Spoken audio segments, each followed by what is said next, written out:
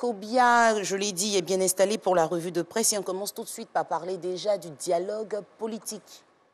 Oui, bonjour à tous. Le Premier ministre Patrick Achi rassure de la poursuite des travaux et c'est lors du Conseil des ministres de ce mercredi 5 janvier 2022 que le chef du gouvernement a fait cette promesse. Selon le Premier ministre, qui est cité par l'Infodrome, le dialogue politique va reprendre pour continuer à faire grandir le climat de concorde et de paix afin de répondre aux aspirations de quiétude des populations ivoiriennes.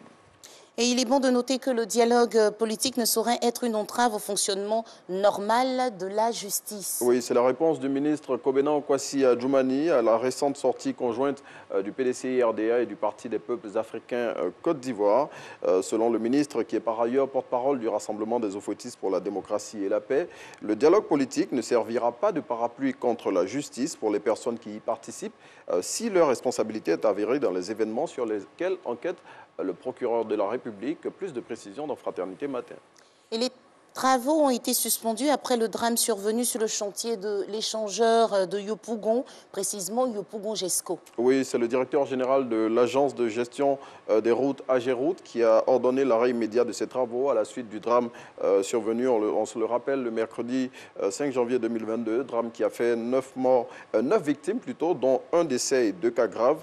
Et selon l'expression, l'AGEROUTE, après avoir pris cette décision, a commandé des investigations approfondies sur le site afin d'élucider les circonstances de ce drame.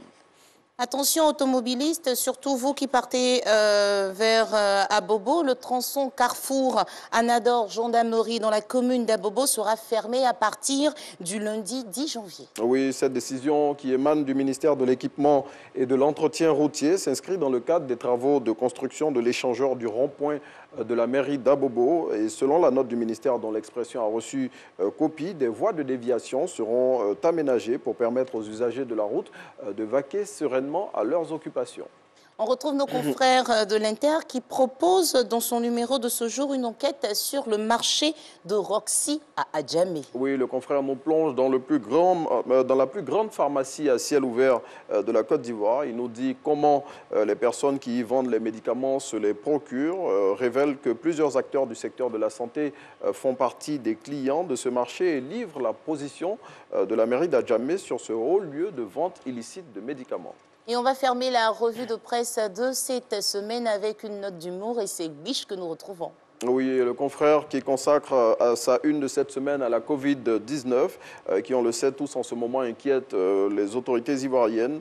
L'hebdomadaire satirique souhaite, comme tous les Ivoiriens, que la pandémie du moment recule en Côte d'Ivoire. Et pour cela, avec le ton humoristique qu'on lui connaît, il invite les populations à observer les mesures barrières, à respecter les recommandations du gouvernement et surtout à se faire vacciner.